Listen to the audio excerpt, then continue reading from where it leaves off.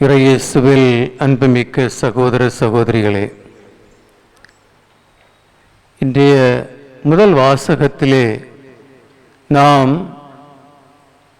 பர்னபா, பவுல் இவ்விருவரும் நற்செய்தியை அறிவிப்பதை நாம் காண்கின்றோம். அவர்கள் நற்செய்தியை அறிக்கின்றார்கள். அங்கே புதுமைகள் நடக்கின்றன. அங்கே தூய ஆவியாரின் செயலாற்றலை மக்கள் அனுபவிக்கின்றார்கள். அவர்கள் முன் இருந்த ஒருவர், அவர் காலில் ஊனமுற்றவர், அவர் குணமடைகின்றார்.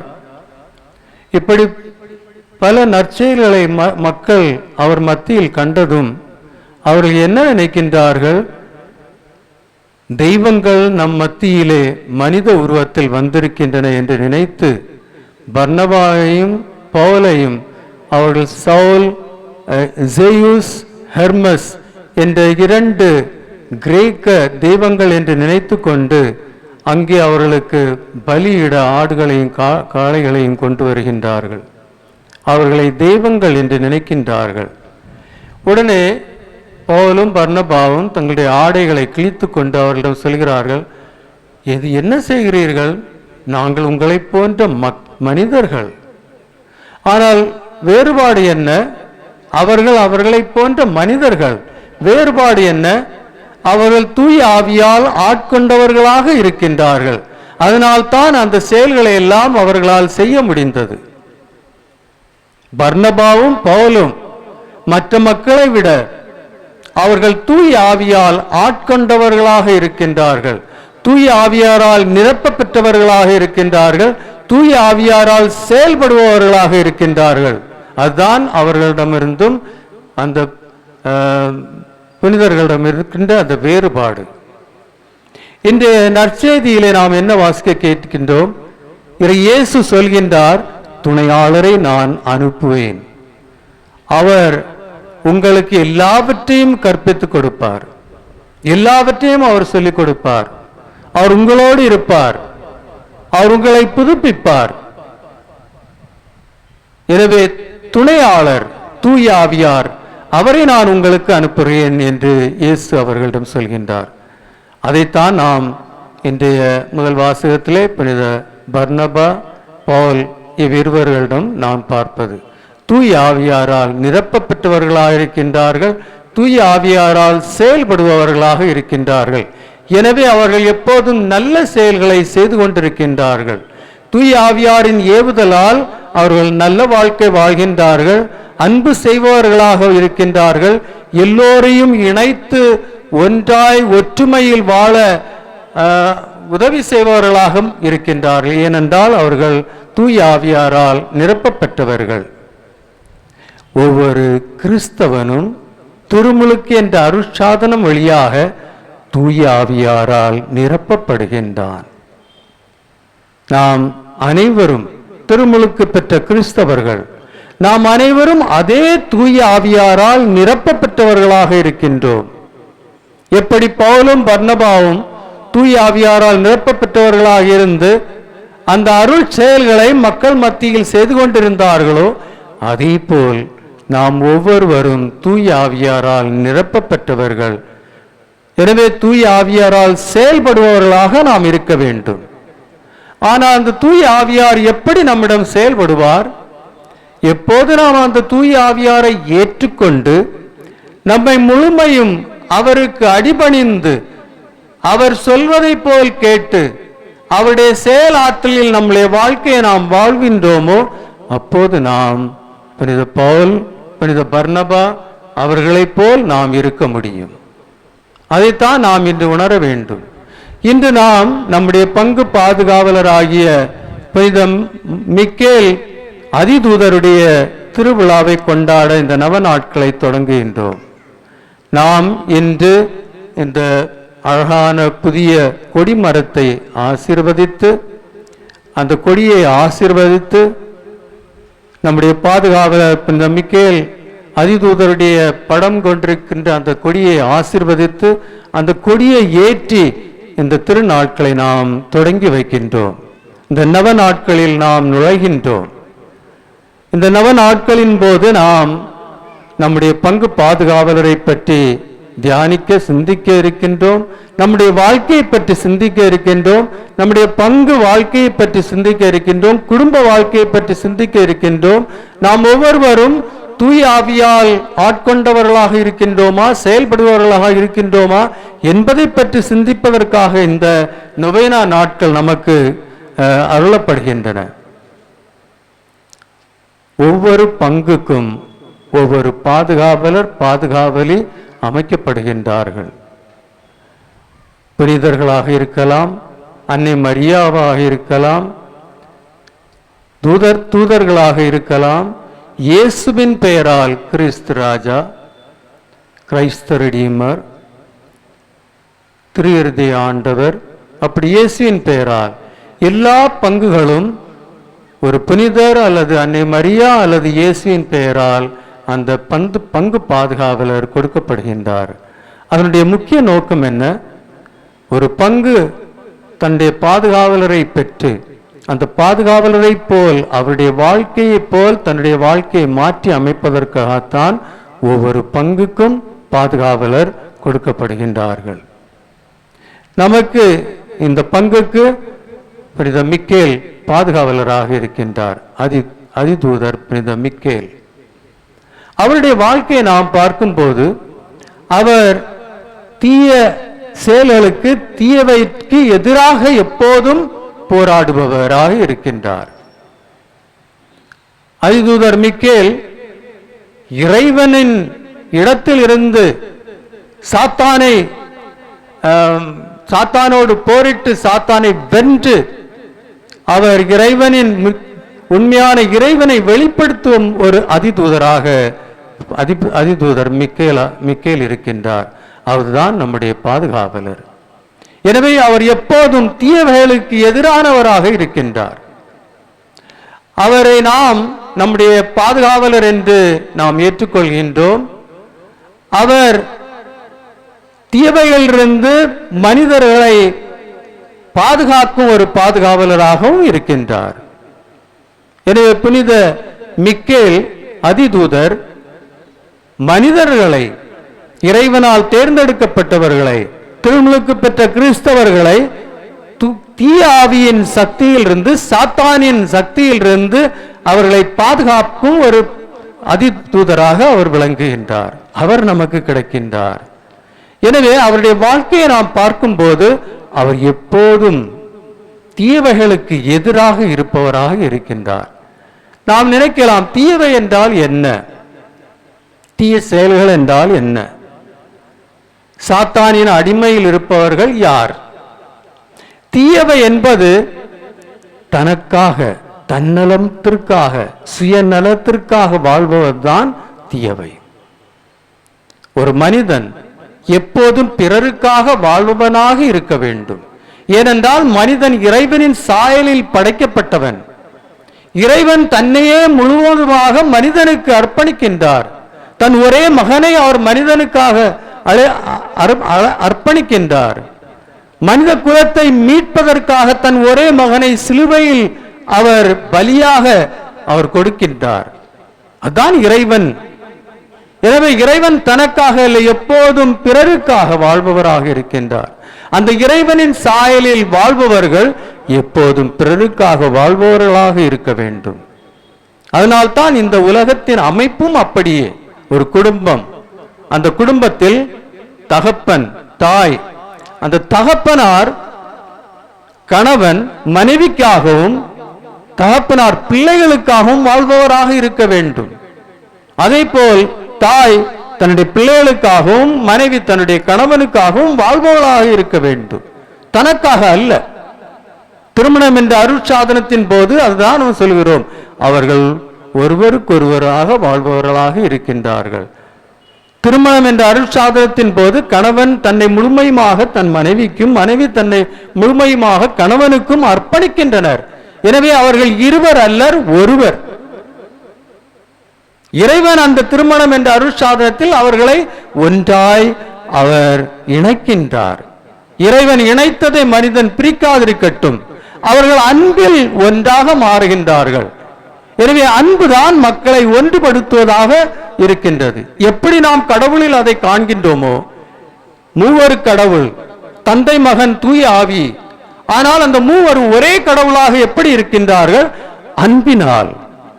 எப்படி தந்தை தன்னுடைய மகனை முழு அன்போடு அன்பு செய்கிறாரோ, அந்த அன்பில் தந்தை தன்னை இழந்து தன்னுடைய மகனில் ஒன்றாயிருக்கின்றார். அதனால் தான் இயேசு நம்மிடம் சொல்கின்றார், தந்தை என்னுள் இருக்கின்றார், நான் தந்தையினுள் இருக்கின்றேன், நானும் தந்தையும் ஒன்றாயிருக்கின்றோம். ஒன்றாயிருக்கின்றோம். அந்த ஒற்றுமை எங்கிருந்து வருகிறது? அந்த ஒற்றுமை அன்பில் இருந்து வருகிறது. கடவுள் அன்பாயிருக்கின்றார், எனவே கடவுள் ஒன்றாயிருக்கின்றார். அந்த சாயலில் மனிதர்கள் படைக்கப்பட்டிருக்கின்றனர். எப்படி அந்த அன்பின் குடும்பம், கடவுளின் குடும்பம், அன்பின் குடும்பம் அன்பால் நிறைந்துள்ள குடும்பமாக இருக்கின்றதோ, அதே போல் மனிதனுடைய குடும்பமும் அந்த அன்பினால் நிறைந்த குடும்பமாக இருக்க வேண்டும். கடவுளுடைய குடும்பத்திற்கும் மனிதனுடைய குடும்பத்திற்கும் வேறுபாடு என்ன? கடவுளின் குடும்பத்தில் அன்பு 100%, முற்றிலும் முழுமையுமாக அன்பு செய்வது. அதனால் தான் தந்தை தன்னை முழுவதும் அந்த அன்பினால் மகனுக்கு அர்ப்பணிக்கின்றார், மகன் தந்தை முழுவதுமாக தந்தைக்கு அர்ப்பணிக்கின்றார். அவர்கள் தூய ஆவியால் ஒன்றுபட்டு இருக்கின்றார்கள், ஒரே கடவுளாக இருக்கின்றார்கள். அந்த சாயலில் தான் மனிதன் படைக்கப்படுகின்றான். மனிதன் ஒருவரை ஒருவர் அன்பு செய்து, கணவன் தன்னை முழுவதும் மனைவிக்கு அர்ப்பணித்து, மனைவி தன்னை முழுவதும் கணவனுக்கு அர்ப்பணித்து, தந்தை தாய் தந்தைகள் தங்களை முழுவதையும் பிள்ளைகளுக்காக அர்ப்பணித்து, பிள்ளைகள் தங்களை முழுவதும் தாய் தந்தைக்காக அர்ப்பணித்து, சகோதர சகோதரர்களுக்காக அர்ப்பணித்து, தன் உடன் இருப்பவர்களுக்காக அர்ப்பணித்து, அப்படிப்பட்ட வாழ்க்கை வாழும் போதுதான் நாம் உண்மையிலே அந்த இறைவனின் சாயலாக மாறுகின்றோம். அதே நேரத்தில் சாத்தான் நம்மை அவன் பாட்டில் இழுத்து கொண்டு செல்கின்றான். அதான் நாம் பார்க்கின்றோம். புனித மிக்கேல் தூதுவர், அதிதூதுவர் எதற்காக லூசிபரோடு அவர் போராட்டம் போடினார்? ஏனென்றால் லூசிபர் என்ன சொல்கின்றான்? நான் கடவுளின் மகனாகிய இயேசுவுக்கு ஆராதனை செலுத்த மாட்டேன் என்று. நான் கடவுளுக்கு மட்டும்தான் ஆராதனை செலுத்துவேன், ஆனால் கடவுளுடைய மகன் இயேசுவுக்கு நான் ஆராதனை செலுத்த மாட்டேன் என்று அவன் சொல்கிறான், அகங்காரத்தில். ஏனென்றால் அவன் அந்த ஒற்றுமையை உணராமல் இருக்கின்றான். தந்தையாகிய கடவுளும் மகனாகிய கடவுளும் ஒன்றாயிருக்கின்றார்கள் அன்பில். அந்த ஒற்றுமையை, அந்த அன்பின் ஒற்றுமையை அந்த லூசிபர் என்னும் அதிதூதர் அறியாமல் இருக்கின்றார். அதை ஏற்றுக்கொள்ள அவர் ஏற்றுக்கொள்ளாமல் இருக்கின்றார். எனவே அதற்கு விபரீதமாக இருக்கின்றார். அவர் வேறுபடுபவனாக இருக்கின்றார், பிளவு உண்டாக்குபவனாக இருக்கின்றார். கடவுள் வேறா இருக்கின்றார், தந்தை வேறா இருக்கின்றார், மகன் வேறா இருக்கின்றார் என்று ஒரு பிளவை கொண்டு வருகின்றார். ஒற்றுமைக்கு எதிராக அவர் இருக்கின்றார். அப்போதுதான் அதிதூதர் மிக்கேல் கடவுளின் ஆணையால் எவரெவரெல்லாம் பிளவுபடுத்துகின்றார்களோ, வேறுபடுத்துகின்றார்களோ, ஒற்றுமைக்கு எதிராக இருக்கின்றார்களோ அவர்களுக்கு எதிராக போராட மிக்கேல் தூதரை அவர் அனுப்புகின்றார். மிக்கேல் தூதர் போராடி அவரை தோற்றுவித்து நரகத்துக்கு அனுப்புகின்றார். அதுதான் சாத்தானின் குலன். இதை நாம் இன்று உணர்வேன். எனவே நம்முடைய பங்கு பாதுகாவலர் எவ்வளவு மேன்மையானவர்.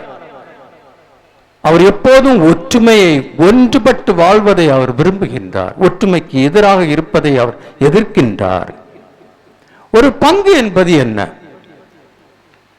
பங்கு திருவிழா நாம் ஏன் கொண்டாடுகிறோம்? எல்லா பங்குகளிலும் ஒரு பங்கு என்பது என்ன? ஒரு பங்கு திருவிழாவை நாம் ஏன் கொண்டாட வேண்டும், ஏன் கொண்டாடுகிறோம்? ஒரு பங்கு என்பது, அன்பார்ந்த சகோதர சகோதரிகளே, நாம் ஆதி திருச்சபையை பார்க்கும் போது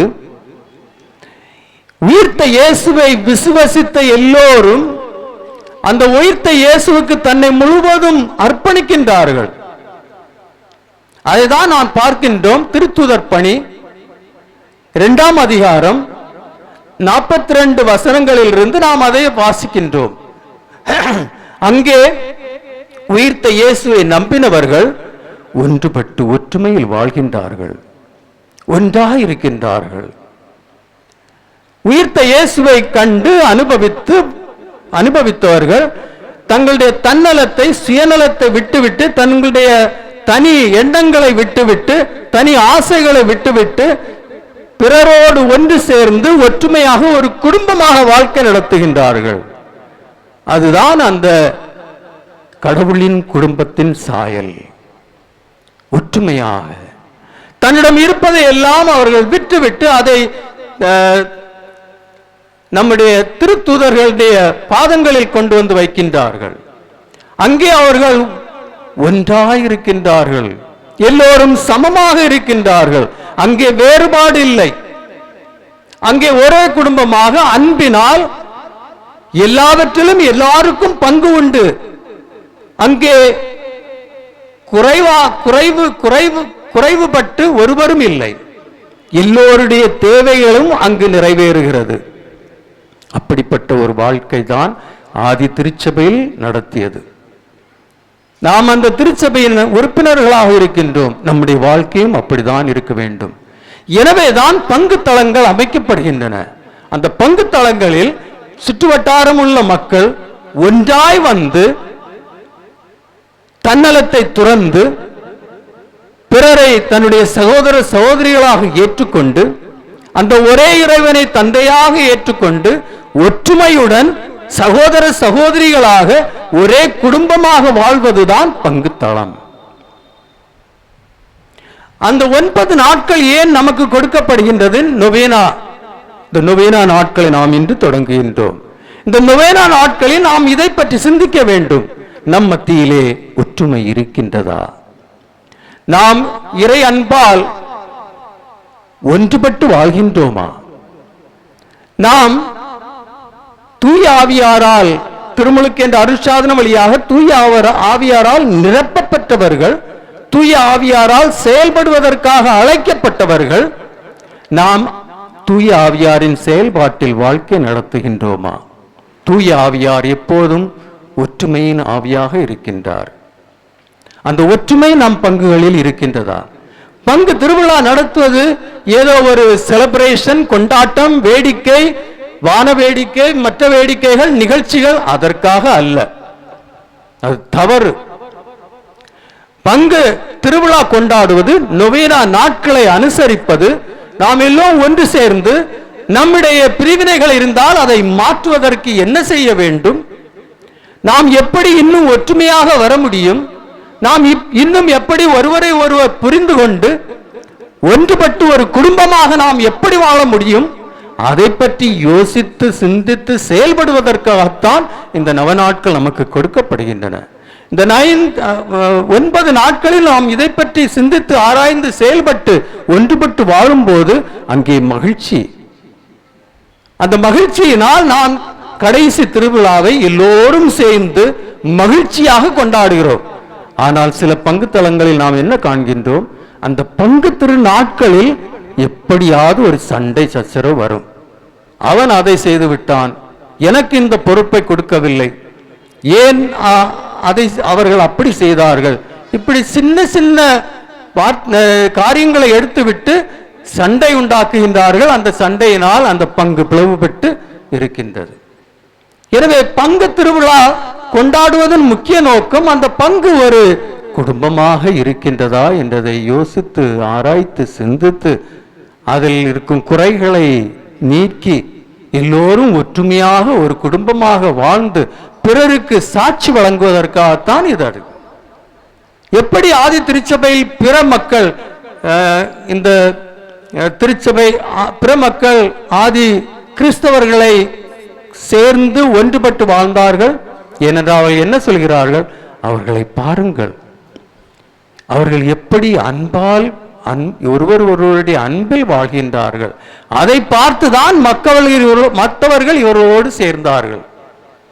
எனவே எப்போதும் கிறிஸ்தவர்கள் ஒற்றுமையுடன் வாழ்ந்து தூய ஆவியாரின் செயலாற்றில் வாழ்க்கை நடத்தி வரும்போது அவர்கள் சாட்சிகளாக மாறுகின்றார்கள். அவருடைய வாழ்க்கை பார்த்து அவருடைய சுற்றி இருப்பவர்கள் அவர்களோடு ஒன்று சேர அவர்கள் அழைக்கப்படுகின்றார்கள்.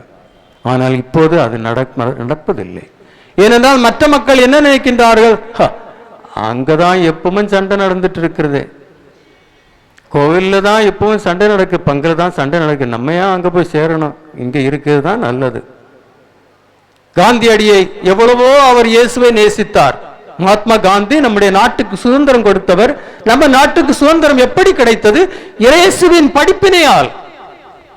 இன்று பிற மக்கள் இதை பற்றி அறிய வேண்டும். பிற மக்கள் இதை அறியாமல் இருக்கின்றார்கள். இந்திய நாட்டுக்கு சுதந்திரம் கிடைத்தது இயேசுவின் போதனையால். மகாத்மா காந்தி இயேசுவின் மலை பிரசங்கத்தை படித்தார், தி பெயாட்டிட்யூட்ஸ். அதிலிருந்து அவர் இன்ஸ்பிரேஷன் எடுத்து அதை தன்னுடைய அடிப்படை கொள்கையாக கொண்டு அவர் நம்முடைய நாட்டுக்கு சுதந்திரத்திற்காக அஹிம்சா எடுத்து போராடினார். அவருக்கு இது எங்கே இருந்து கிடைத்தது? இயேசுவிடம் இருந்து. எனவே அவரிடம் கேட்டார்கள், நீர் இயேசுவை எவ்வளவோ அன்பு செய்கின்றீர், எப்போதும் உம்மோடு. நம்ம கிறிஸ்தவர்களா இருக்கின்றோம், நம்ம எங்க போனாலும் பைபிள் எடுத்துட்டு போறோமா? புதிய ஏற்பாடாவது எடுத்துட்டு போறோமா? ஆனா காந்தி, மகாத்மா காந்தி நம்ம நாட்டுக்கு சுதந்திரம் கொடுத்தவர், கட்டர் ஹிந்து. அவர் இறக்கும் போது என்ன சொல்லிவிட்டு இறந்தார் தெரியுமா? ஹே ராம் என்று சொல்லிக்கொண்டு இறந்தவர். ஆனால் அவர் இயேசுவிடம் எவ்வளவோ அன்பு வைத்திருந்தார். இயேசுவின் படிப்பினைகளை தம் வாழ்க்கையில் அவர் ஏற்றுக்கொண்டு வாழ்ந்தவர். அவரிடம் அவர்கள் கேட்டார்கள், நீர் ஏன் கிறிஸ்தவனாக மாறாமல் இருக்கின்றீர்? அப்போது அவர் என்ன பதில் சொன்னார்? நான் கிறிஸ்துவை அன்பு செய்கிறேன், கிறிஸ்தவர்களை அல்ல. ஏனென்றால் கிறிஸ்துவனுடைய படிப்பினைகளை என்னால் கிறிஸ்தவர்களிடம் பார்க்க முடியவில்லை. பாருங்கள் அன்பார்ந்த சகோதர சகோதரிகளே, இன்று நம்மை சுற்றி இருக்கும் பிற மதத்தினர் ஏன் கிறிஸ்துவை ஏற்றுக்கொள்ளாமல் இருக்கின்றார்கள்? அதற்கு ஒரே ஒரு காரணம், நம்முடைய வாழ்க்கையில் கிறிஸ்துவின் படிப்பினைகளின் அடிப்படைகள் இல்லை. நாம் தனக்காக வாழ்கின்றோம், தன்னுடைய பெயருக்காக வாழ்கின்றோம், தம்முடைய புகழுக்காக வாழ்கின்றோம், பிறருக்காக நாம் வாழவில்லை. எங்கே இருந்தாலும் பங்கிலும் இருந்தாலும் என்னுடைய பெயர் முதல்ல வர வேண்டும், எனக்கு பெரிய பதவி வேண்டும், நாம் பிறரை விட மேலாக இருக்க வேண்டும். அப்படிப்பட்ட சிந்தனைகளை வைத்து நாம் செயல்படும் போது நாம் இயேசுவின் சீடர்களாக இருக்க முடியாது, கிறிஸ்தவர்களாக இருக்க முடியாது. அதனால் தான் இந்த பங்கு திருவிழா, இந்த 9 நாட்கள் நமக்கு ரொம்ப முக்கியம். இந்த பங்கு எப்படி ஒன்றுபட்டு ஒற்றுமையுடன் அன்போடு இறைவனின் பிரசன்னமாக மாற முடியும்? அப்போது இந்த பங்கு மக்களுடைய வாழ்க்கையை பார்த்து கொண்டு மற்றவர்கள், பாருங்கள் அவர் எவ்வளவோ அன்போடு ஒருவரோடு ஒருவர் பகிர்ந்து கொண்டு வாழ்க்கை நடத்துகின்றார், அவர்கள் ஆட்டோமேட்டிக் நம்மோடு வந்து சேருவாங்க. அதுதான் நம்முடைய வாழ்க்கை. இயேசு எந்த கட்டளை கொடுத்தார்? உலகெங்கும் சென்று நற்செய்தி அறிவிங்கள். அதன் பிறகு என்ன சொன்னார்? நீங்கள் எனக்கு சாட்சிகள், நீங்கள் எனக்கு சாட்சிகள். நாம் இன்று சாட்சிகளாக இருக்கின்றோமா? ஒருவேளை நாம் இன்று சாத்தானுக்கு சாட்சியாக இருக்கின்றோம். நம்முடைய வாழ்க்கையால் சாத்தான் பிளவுபடுத்துவவன், வேறுபடுத்துவவன், சண்டை சச்சரவை உண்டாக்குபவன். ஆனால் இயேசு எல்லோருக்குமாக தன்னே சிலுவையிலே பலி கொடுத்தவர், பிறரை நேசித்தவர், துன்பம் கொடுக்கிறவர்களுக்கு அன்பு செய்தவர், அவர்களுக்காக ஜெபித்தவர். அதே போல் ஆதி திருச்சபையில் நாம் பார்க்கின்றோம். புனித ஸ்டெஃபான், திருத்தொண்டர் ஸ்டீபன், பாருங்கள், அவரை கல்லால் எறிந்து கொள்கிறார்கள். அப்போது அவர்களுக்காக ஜெபிக்கின்றார். ஆண்டவரே இவர்களை மன்னியும், இவர்கள் இது செய்வது அறியாது செய்கின்றார்கள், அவர்களுக்காக ஜெபிக்கின்றார். எப்படி இயேசு சிலுவையில் இறக்கும் போது, தந்தையே இவர்களை மன்னியும், இவர்கள் அறியாமல் இதெல்லாம் செய்கின்றார்கள் என்று அவர் எப்படி ஜெபித்தாரோ அதே போல் ஸ்டீபன் ஜெபிக்கின்றார். அதே போல் நாம் பார்க்கின்றோம், ஆதி திருச்சபையில் கிறிஸ்தவர்கள் அப்படிப்பட்ட வாழ்க்கை வாழ்ந்தார்கள். ஆனால் இன்று நாம் இதை பற்றி உணர வேண்டும். இன்று புனித மிக்கேல் தூதுவர், அதிதூதுவர் நமக்கு பாதுகாவலாக இருக்கின்றார். அவர் எப்போதும் தீயவைகளுக்கு எதிராக இருப்பவர். நாம் அப்படி அவரை போல் மாற முடியுமா? இந்த நவ நாட்களிலே நாம் இதற்காக தனிப்பட்ட முறையில் ஜெபிக்க வேண்டும். நாம் ஒவ்வொருவருக்காகவும் நம்முடைய பிரிவினைகள் இருந்தால் அந்த பிரிவினைகளை நீக்க நாம் முயற்சி செய்ய வேண்டும், ஜெபிக்க வேண்டும். நம்முடைய நிறைய இந்த தமிழ்நாட்டிலே பார்க்கும்போது கிறிஸ்தவர்கள் சாதியின் அடிப்படையில் பிளவுபட்டு இருக்கின்றார்கள். நாம் எப்படி கிறிஸ்தவனாக இருக்க முடியும்? எப்போது ஒருவர் பிறரை வேறு முறையில் பார்த்து கீழ்த்தரமாக அல்லது வேறுபடுத்தி கொண்டு வாழ்க்கை நடத்துகின்றோமோ அப்போது நாம் கிறிஸ்தவனாக இருக்கவே முடியாது. ஒரு கிறிஸ்தவன், திருமுழுக்கு பெற்ற கிறிஸ்தவன், தூய ஆவியாரால் நிரப்பப்பட்டவன், தூய ஆவியாரால் செயல்படுபவன் தான் ஒரு கிறிஸ்தவன். அவன் எப்போதும் எல்லோரையும் அரவணைத்து, எல்லா மக்களும் தந்தையின் மக்கள், நாம் விண்ணகத்தில் இருக்கிற தந்தையை உமது பெயர் போற்றப்படுவதாக என்று நாம் போற்றுகின்றோம். அந்த தந்தை தான் எல்லாருடைய தந்தை. சாதியின் அடிப்படையில் பிரித்து வைத்திருக்கின்றோம். அவர்கள் எந்த சாதியை சேர்ந்தவர்களாக இருந்தாலும் சரி, அந்த மக்கள் அந்த இறைவனின் மக்கள். நாம் அவரை தந்தை என்று அழைக்கும் போது அவர்கள் நம்முடைய சகோதரர்களாக மாறுகின்றார்கள். ஒரு பங்கு ஒரே திருப்பலியில் பங்கெடுத்து ஒரே அப்பத்தை உட்கொண்டு ஒரே ரசத்தை உட்கொண்டு அந்த இயேசுவில், நற்கருணை நாதர் இயேசுவில் ஒன்றுபடுகின்றார்கள், ஒன்றாய் மாறுகின்றார்கள். நாம் எப்போது நம்முடைய மனதில், இதயத்தில் பிரிவினைகளை வைத்து செயல்படுகின்றோமோ அப்போது நாம் அந்த நற்கருணை நாதருக்கு எதிராக நாம் செயல்படுகின்றோம். அப்போது அவருடைய அருள் நமக்கு கிடைக்குமா? கிடைக்காது. நாம் ஏன் துன்பப்படுகிறோம், கஷ்டப்படுகிறோம், மனத்தாங்கலில் இருக்கின்றோம், பொறாமைப்படுகின்றோம், பிறருக்கு எதிராக இருக்கின்றோம்? ஏனென்றால் அமைதியை கொடுக்கும் இறைவன், அன்பை முற்றிலும் கொடுக்கும் இறைவன் நம்மில் இல்லை. அதுதான். எனவே இந்த பங்கு திருவிழாவுடைய அர்த்தம் எது? கடைசியா நாங்க பெரிய என்ன கிராக்கர்ஸ் நடத்தினோம், பெரிய ஃபங்க்ஷன் நடத்தினோம், நிகழ்ச்சிகள் நடத்தினோம், எல்லாருக்கும் சாப்பாடு போட்டோம், பங்கு திருவிழா நல்லா நடந்தது. என்ன ஆச்சு? பழையது போல நீங்க செயல்படுகிறீர்கள். ஏதாவது மாற்றம் வந்திருக்கின்றதா? பங்கு மக்களிடம் அவருடைய மனப்பான்மையில், அவருடைய ஒருவரோடு ஒருவருடைய அந்த தொடர்பில் ஏதாவது மாற்றங்கள் வந்திருக்கின்றதா? இன்று மிக்கேல் அதிதூதுவர், அவருடைய கொடி உயர்த்தப்பட்டது, அவர் மகிழ்ச்சி அடைகின்றார். ஆனால் அவருடைய இதயத்தில் ஒரு பெரிய துக்கம் இருக்கின்றது, சாரோ. அது என்ன? நான் மக்களை பிரிப்பவர்கள், ஒற்றுமைக்கு எதிராக இந்த லூசிபரோடு நான் போராடி வென்றேன், அவரை நரகத்துக்கு அனுப்பினேன். ஆனால் என்னுடைய மக்கள், என்னுடைய பங்கு மக்கள் எப்படி அந்த லூசிபர், இந்த சாத்தானின் அடிமையில் வந்திருந்து பிளவுபட்டு வாழ்கிறார் என்பதை அவர் பார்க்கும்போது அவருடைய மனம் துன்பத்தால் நிறைந்திருக்கின்றது.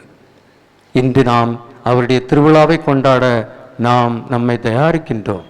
நீங்கள் அவருடைய அந்த மைக்கேல் தூதுவர், உங்களுடைய பாதுகாவலர், அவருடைய இதயத்தின் அந்த துன்பத்தை அறிந்து, அதைவிட மேலாக நம்முடைய இயேசு, அவர் எவ்வளவோ துன்பப்பட்டு நம்மை மீட்பதற்காக பாடுபட்டு தன் உயிரை கொடுத்தவர், அவர் இப்போது எவ்வளவு துன்பத்தில் இருப்பார் என்னுடைய வாழ்க்கையை பார்க்கும்போது. அதை நீங்கள் நினைக்க வேண்டும். எனவே நம்முடைய உள்ளத்தில் ஒரு மாற்றத்தை கொண்டு வர வேண்டும். எல்லோரும் நம்முடைய சகோதரர்கள். குறைகள் எல்லோரிடமும் இருக்கிறது, என்னிடமும் குறைகள், நிறைய குறைகள் இருக்கின்றது. ஏனென்றால் நானும் மனிதன் தான். எப்படி அந்த முதல் வாசகத்திலே நாம் வாசிக்க கேட்டோமோ, பவுலும் பர்னபாவும் அவர்கள் தூய ஆவியால் நிறைந்து செயல்படுகிறார்கள். ஆனால் மக்கள் அவர்களை தெய்வங்கள் என்று நினைக்கின்றார்கள். சில பங்கு தளங்களிலே அப்படி நடக்கின்றது.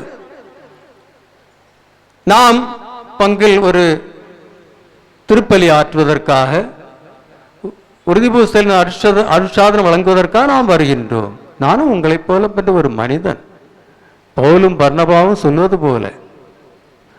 ஆனா அந்த ஆயருக்கு மாலை போடணும், பொன்னாடை போடணும், அது செய்யணும், இது செய்யணும், இதெல்லாம் நாம் செய்யும் போது நான் இங்கே அந்த என்னுடைய ஆண்டவர், எனக்காக சிலுவையிலே பலி கொடுத்த ஆண்டவர், அவருடைய திருப்பலியை ஆற்ற நான் வருகின்றேன், அதை போல் நீங்கள் அனைவரும் வருகின்றீர்கள். நாம் அனைவரும் ஒன்று சேர்ந்து இந்த திருப்பலியை ஒப்புக் கொடுக்கின்றோம். நான் வேறு, நீங்கள் வேறு, அப்படி அல்ல. ஏதோ இறைவனால் எனக்கு இந்த பொறுப்பை கொடுத்து இருக்கின்றது. அங்கே உங்களோடு சேர்ந்து உங்களுக்கு தலைமை வகுத்து அந்த திருப்பலியை ஆற்றுவதற்காக. திருப்பலி ஒப்பு கொடுக்கும் போது அதன் முன்போ பின்போ இப்படிப்பட்ட காரியங்கள் நடக்கக்கூடாது. ஏனென்றால் நீங்கள் ஒவ்வொருவரும் நானும் அந்த இயேசுவை காண வருகின்றோம்.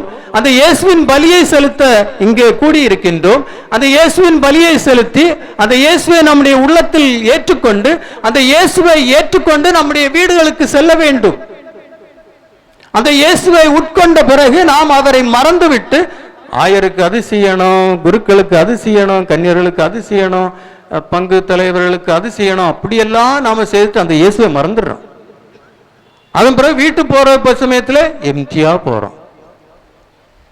அங்க போய் எல்லாம் முடிஞ்சிட்டு. ஆனா எவ்வளவு மகிழ்ச்சி! நீங்கள் திருப்பலியின் போது அந்த நற்கருணை நாதரை தன்னுடைய இதயத்தில் ஏற்றுக்கொண்டு அவருக்கு நன்றி செலுத்தி, ஆண்டவர் எல்லாவற்றையும் எல்லாம் அவருக்கு முடியும்.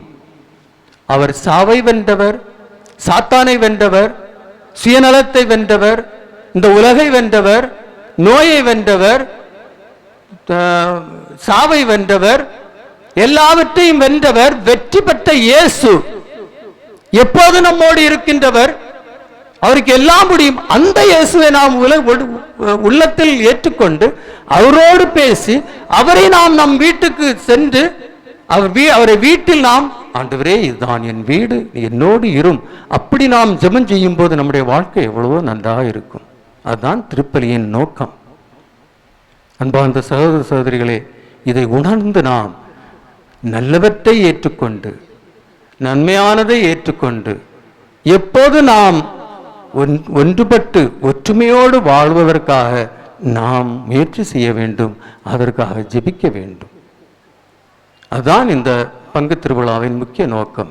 எனவே இந்த முதல் நாள் கொடியேற்றி நாம் இந்த நவநாள் கொண்டாடும் போது நான் உங்கள் அனைவரிடமும் ஒரு வேண்டுகோள் வைக்கின்றேன். நீங்கள் அனைவரும் இந்த 9 நாட்களை பக்தியோடு இந்த நாட்களில் கலந்து கொண்டு ஜெபத்தாலும் தபத்தாலும் நம்முடைய பங்கு ஒற்றுமையாக இருக்க வேண்டும், ஒரு குடும்பமாக மாற வேண்டும், அன்பின் குடும்பமாக மாற வேண்டும், பிறருக்கு எடுத்துக்காட்டான ஒரு குடும்பமாக மாற வேண்டும் என்று நினைத்து நாம் ஒற்றுமையோடு பிரிவினைகளை களைந்து அப்படிப்பட்ட ஒரு வாழ்க்கை வாழ நாம் இந்த திருப்பலியிலே இறைவனை நோக்கி மன்றாடுவோம்.